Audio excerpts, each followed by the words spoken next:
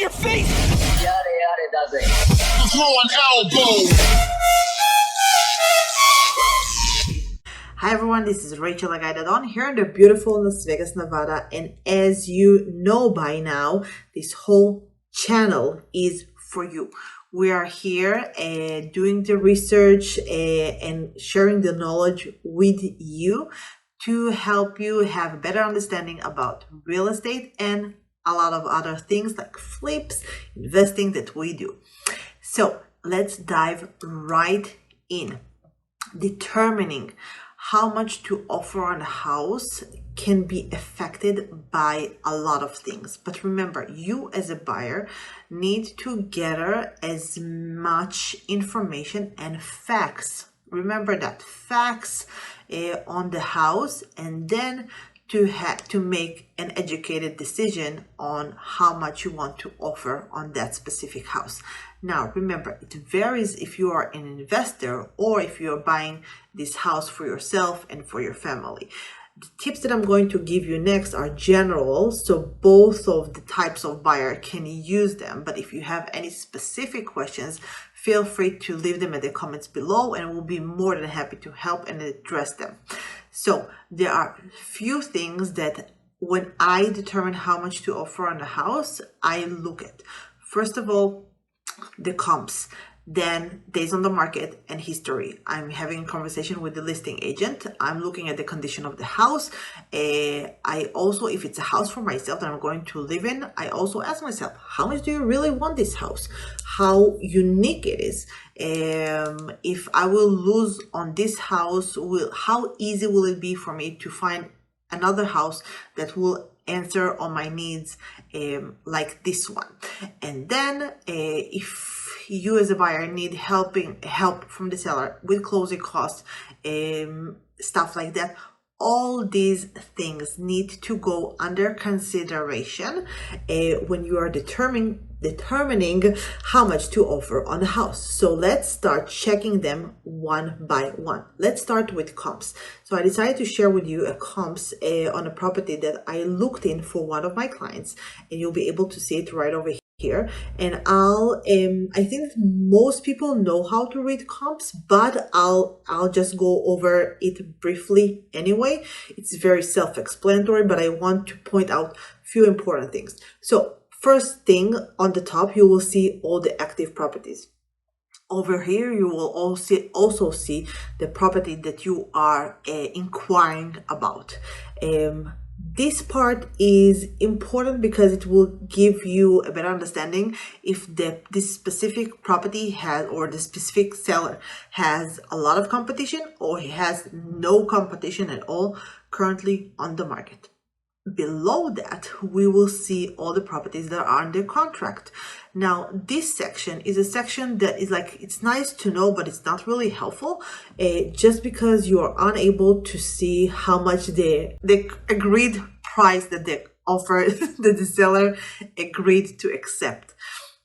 That specific price will be revealed only when the transaction is closed and the house has been recorded. So that's the reason why we are rushing to the bottom and we are looking at the actual interested part of this report, which are sold properties. Now, remember, if the house is unique, you will need to do a lot of adjustments in your comps.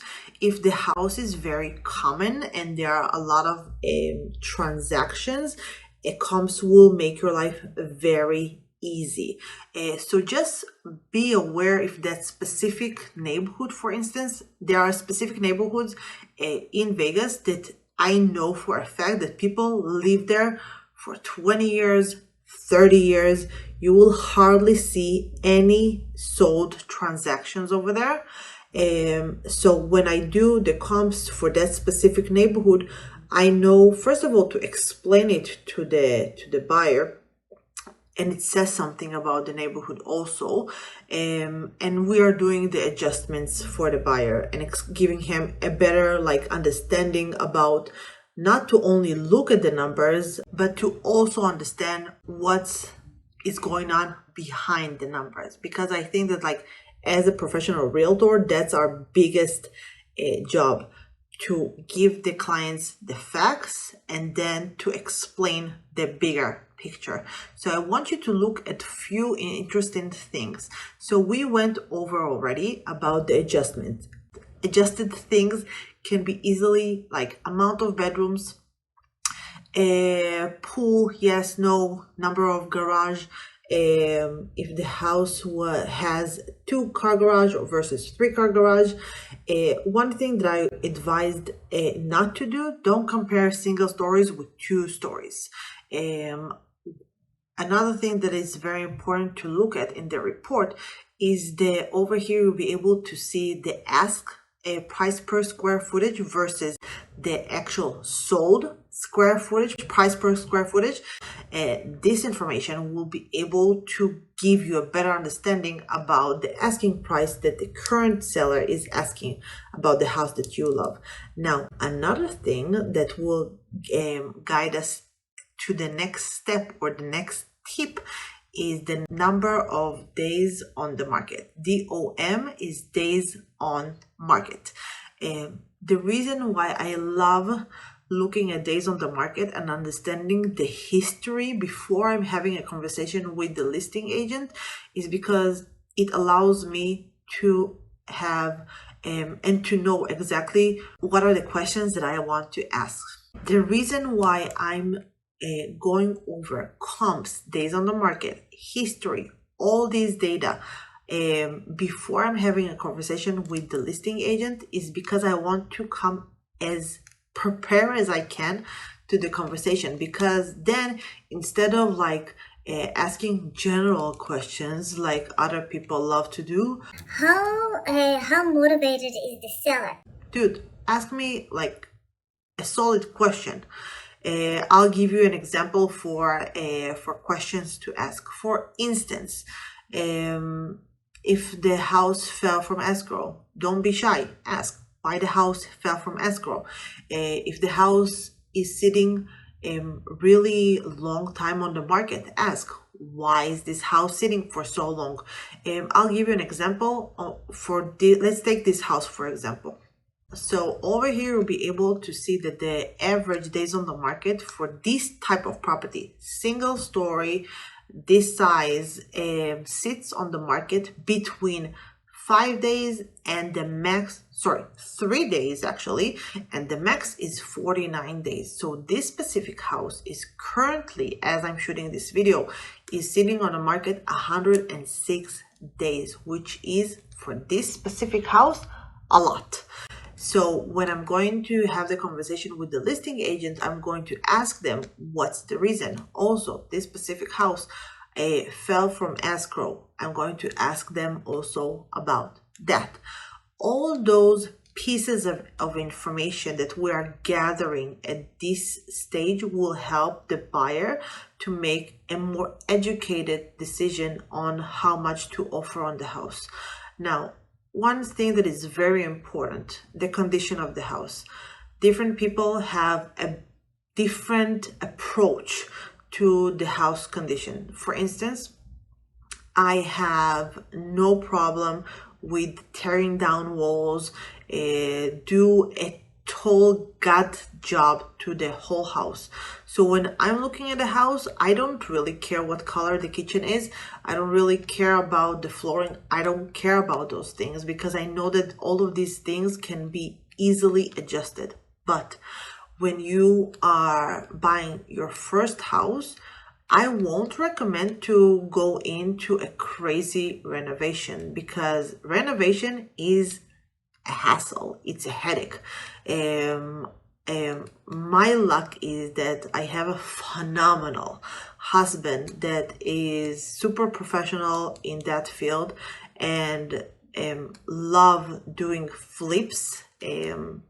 Again, subscribe to get more great information about that.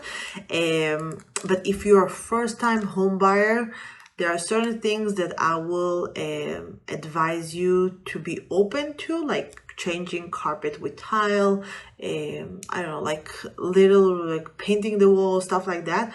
But don't go into a massive renovation most people will get overwhelmed by those things. So at that point, go back to our topic.